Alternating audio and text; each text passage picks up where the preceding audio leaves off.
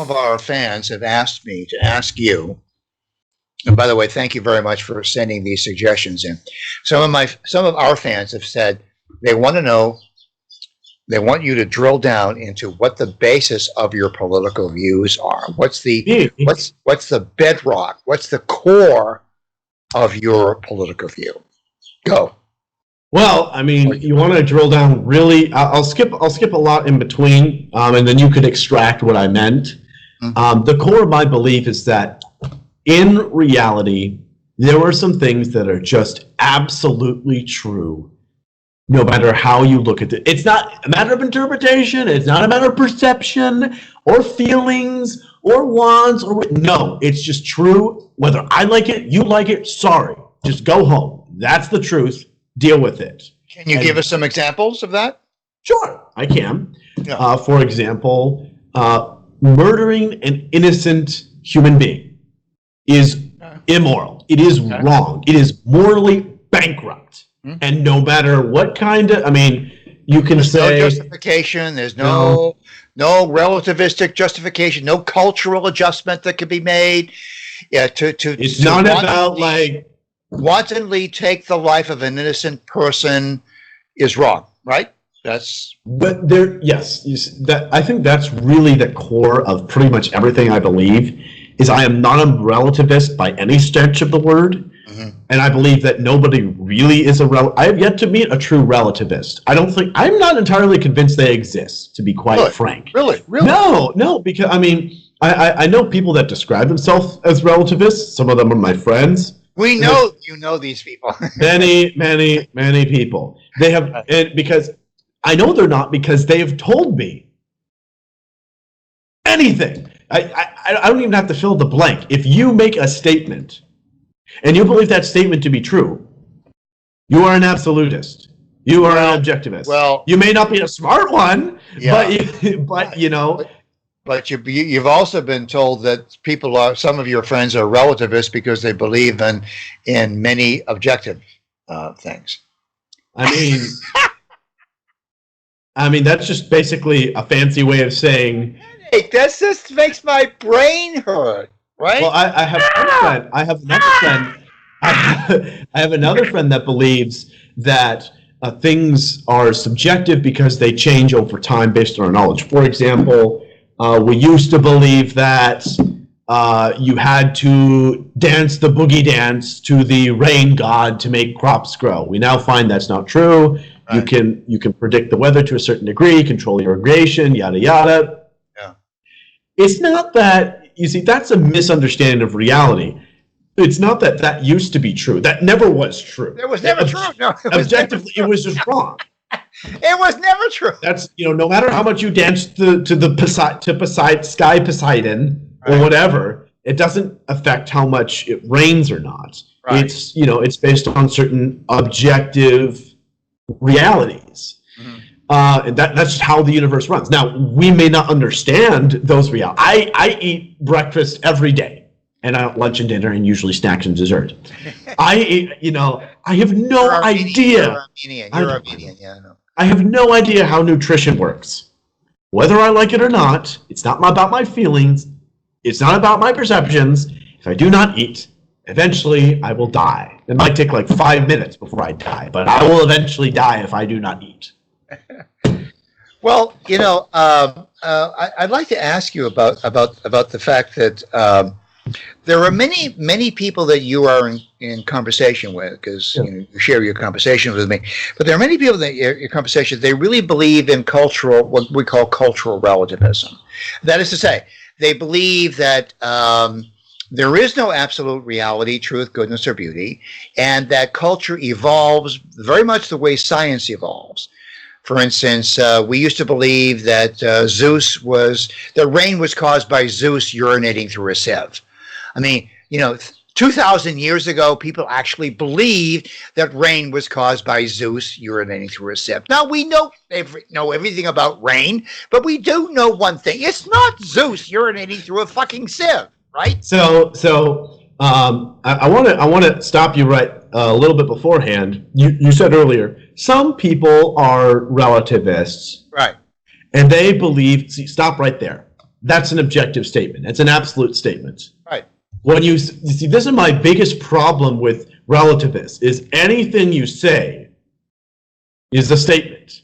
And unless you're right. It's self-contradictory to say that all positions are relative is to contradict yourself, because if you're right, that's an absolute. Because if you're right, you're wrong. If all positions are relative, then your position is relative, and therefore you're wrong. It's also as silly as saying it's absurd. Here's another objective statement that's stupid. Everything is subjective, and the only objective thing is this statement. Like, so you're probably wondering, what does that have to do? Except me. That's what it comes down to, right? Basically, you're probably wondering, what does it have to do with politics? Like, what does that have to do with tax codes and abortion and all that stuff?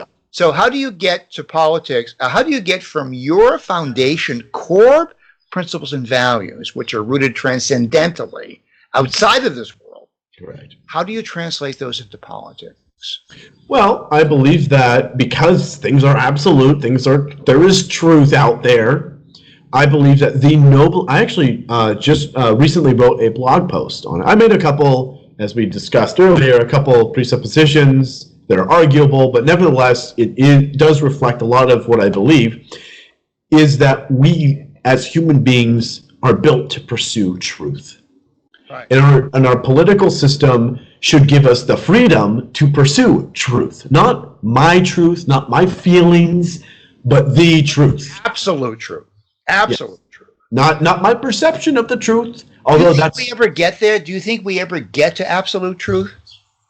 Well, I think that some people can get closer to others, but being that human beings are, first of all, irrational and finite, no, because truth is relativists can never get to truth because they're relativists. Well, they're just running around in circles while their head is buried in the sand, so they just kind of corkscrew down, underground.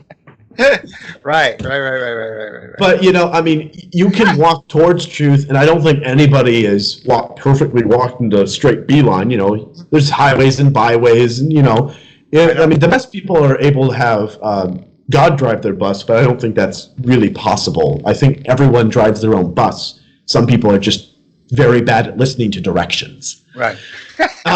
In any event, getting back to how this relates to my political beliefs, as we said earlier, it is an immoral objective truth, no matter what I feel about it or you feel about it, to kill an innocent human being. If you believe that, and you also believe that a fetus, or the thing that happens at conception when a mommy and a daddy decide to love each other a lot, that thing is a human. If that is indeed a human being, a fetus of a human being, not a giraffe, a human being, and it is innocent, then it is immoral to end the life of that being. And that's why I don't consider myself an extremist on abortion. I just consider myself to be logical. Yeah. Taxes. I believe that if you earn something, you work for something, you create wealth, because that's how capitalism works, is you create wealth. You don't take Let me put a higher question to you. Let me put a higher question to you on this issue of life and abortion, because I know it's very near and dear to you and many other people, especially some of our fans. So, how do you arbitrate the situation where the birth of a fetus, and let's say a person, okay? Let's agree that a fetus is a person. How do you arbitrate that the birth of this person will kill the mother? How do you arbitrate? Yeah, and doctors face this every day. Doctors face this every single day. So if you're a doctor, Dr. Madagian, how do you decide whether you're going to save the baby or you're going to save the mother? Because you can't save both. Can't say. I mean, I will say this. I want to put a pin in this right here. Yeah. The doctors predicted that my older brother would be mentally handicapped and eat out of a feeding tube for the rest of his life when he was born. He graduated college, and now he's pursuing an amazing career in. He's a beautiful person. Engineering.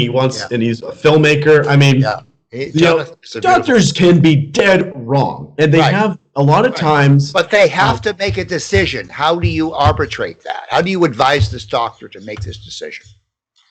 Well, it's difficult for me to do that because I really don't. I'm not a medical professional. I don't understand the risks and all that stuff. But it's with a strict either or. Let me give you a case of a strict either or. If you save the baby, the mother is going to die. If you save the mother, the baby's going to die. So what are you going to do? Well, first of all, I don't really see the doctor as the decision maker. At best, the doctor is, the person who gives the facts of the matter. That's really how I see what the doctor should be in all medical cases. Is they say, this is the reality, this is your chance of survival, this is the evidence. I don't really see how the final decision would come down to the doctor. Well, the doctor is the one who's in the operating room who's actually trying to deliver the baby. Okay, now you keep changing. No, I'm not changing the scenario. I'm telling you more. I'm describing the scenario to you. You're a doctor and you're in an operating room, and it's time for the birth, and you either have to decide to let the mother live or the baby live. What do you do? Any situations where this has happened? Oh, see, it happens every day, every single day. Yeah. What would happen? Out of curiosity, what would happen if I did nothing? Would they both die? No, one or the other would die naturally, and that's the answer, isn't it? Yeah, that's really how I would respond. One of the answers is for the doctor to step back and let nature take its course. Mm-hmm. Mm-hmm. Yeah. Of course, there's a possibility that both could die as well. You keep making up these situations that are way beyond my pay grade. I don't really see how I'm qualified to answer that question. No, I think you've done very well. Actually, I think you've done very well. Thank you. But I think you've done well to say this, that it is immoral everywhere and always to wantonly take the life of another human being, including a fetus. It's wrong. Yep. Just as wrong as bouncing babies off of bayonets on the battlefield. Or rape. Pretty much anything.